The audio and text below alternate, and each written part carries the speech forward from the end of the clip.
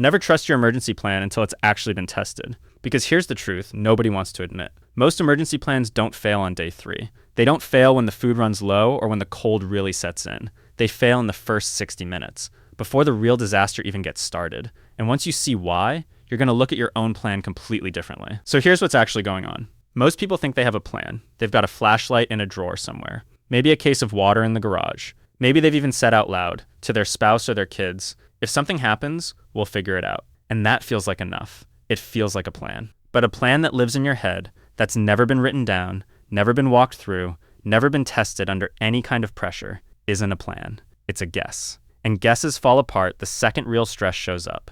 Let's slow down and actually look at what happens in that first hour when something goes wrong. Because this is where almost everyone gets caught off guard, and it's rarely the thing they expected to go wrong. Picture a normal evening. Dinner's just finishing up. Maybe the TV's on. And then the power cuts out. No warning. No countdown. Just dark. For the first 10 or 15 seconds, nobody panics. People just assume it's temporary. A breaker tripped. Maybe a transformer down the street blew. It'll be back in a minute. That's the first mistake. Not the dramatic kind of mistake, just a quiet one. Assuming the situation is small before you've actually confirmed that it is. A few minutes pass. Someone grabs a phone to check the news or to text a neighbor and notices the signal's weak or gone completely. Now there's a second moment of confusion. Is this just our house? Is this the whole street? The whole town? Nobody actually knows, because nobody has a way to find out that doesn't depend on the very systems that just went down. This is usually where you start to see the real cracks. Someone says, "Where's the flashlight?" And there's a pause. Because the flashlight that was supposed to be in the kitchen drawer is actually in a backpack in the closet, and the backpack is at the bottom of a pile of winter coats. And when someone finally gets it open, the batteries are dead, because nobody checked them since they were put in there 2 years ago. Meanwhile, someone else is digging through the junk drawer for candles and finds half a candle and no lighter, because the lighter is who knows where. And the temperature in the house is already starting to drop, and it's been less than 10 minutes. This is the pattern, not one big catastrophic failure, a string of tiny ones, each one small on its own. But stacked together, in the dark, with kids asking questions and a phone with no signal, those small failures create real panic. Real panic, not movie panic. The kind where your hands shake a little and your brain stops thinking clearly and you start grabbing random things instead of the right things. And here's the part that really matters. None of this had anything to do with the actual emergency yet. The power being out isn't dangerous by itself. People go camping on purpose and have a great time without electricity. What turns the power's out into a stressful, scary situation is not having quick access to the basic things you need. Light, communication, warmth, a way to know what's actually happening. That first hour isn't about surviving a disaster. It's about whether your household can function calmly without the systems you didn't realize you were completely dependent on. So why does this keep happening to so many people, even smart, capable people who genuinely think they're prepared? The first reason is what I'd call invisible dependency. Most modern households run on systems people never have to think about. Water comes out of the tap, so nobody thinks about where it comes from. Light comes from a switch, so nobody thinks about what happens when the switch doesn't work. Heat comes from a thermostat, so nobody thinks about how a house actually holds warmth without it. These systems are so reliable, so consistent, day after day, year after year, that people stop seeing them as systems at all. They just become part of the background of life. And the moment something background level breaks, there's no mental model for what to do, because there was never a reason to build one. The second reason is what I'd call assumed competence. A lot of people genuinely believe, deep down, that if something happened, they'd just handle it. They'd figure it out in the moment. This isn't arrogance, it's actually a really normal human assumption. Most of us go through life-solving problems as they come up, and we're decent at it. So there's this quiet confidence that says, I'll deal with it when it happens. But here's the problem with that. Figuring things out under pressure, in the dark, with a stressed family around you, is a completely different skill than figuring things out calmly on a Tuesday afternoon. Stress doesn't just make things harder, it actually changes how your brain works. Decision-making slows down. Memory gets worse. People forget things they would normally never forget, like where they put a flashlight they bought 2 years ago. The third reason is the gap between owning things and being ready to use them. This one's sneaky, because it looks like preparation from the outside. A garage with a generator nobody started in a year. A first aid kit bought online that's never been opened. A case of water bottles bought during a sale that's been sitting in a closet so long nobody remembers when. Having stuff isn't the same as being ready. Readiness means knowing exactly where something is, in the dark, in under a minute, and knowing it actually works. Most people have never tested that. They've just assumed that buying the item solved the problem. There's also a fourth reason this keeps happening, and it doesn't get talked about much. It's what you could call the single point of knowledge problem. In a lot of households, one person, Usually whoever bought the supplies or set things up is the only one who actually knows where everything is and how it works. Everyone else in the house has a vague sense that dad knows where the flashlight is or mom handles that stuff.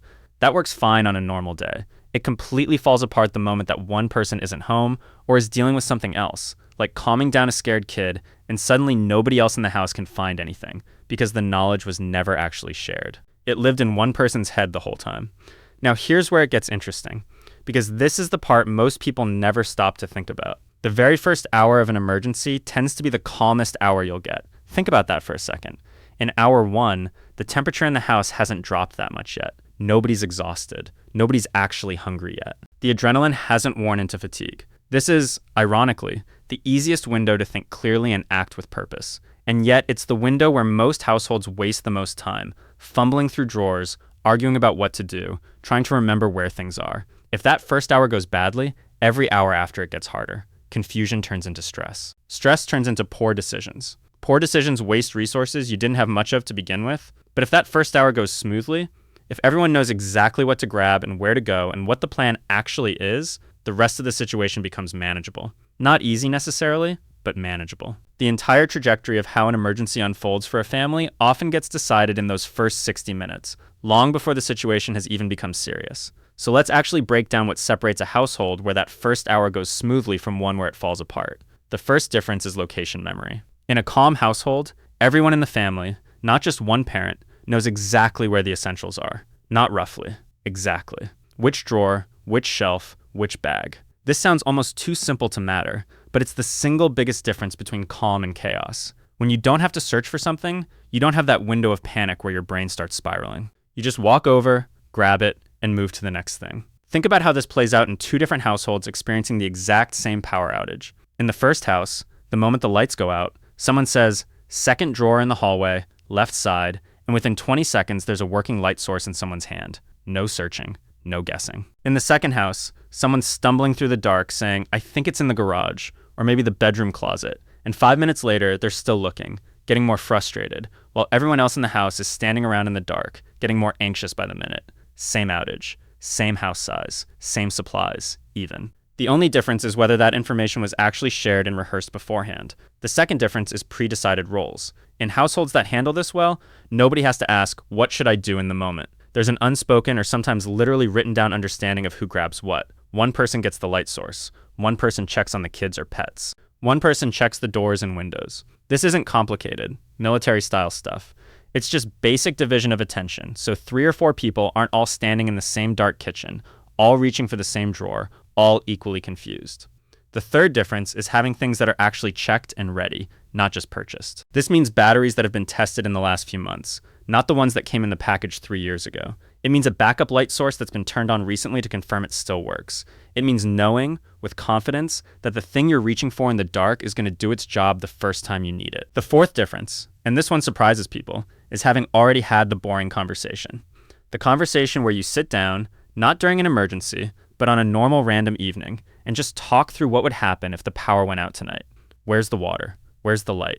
What's the plan if it's been 6 hours and nothing's changed? This conversation feels almost pointless when you're having it, because nothing's wrong yet. But that's exactly why it works. You're building the mental map while your brain is calm, so that if the real moment ever comes, you're not building that map from scratch under pressure. You're just following a path you've already walked. Here's the part that ties this all together, and it's honestly a little unsettling once you really sit with it.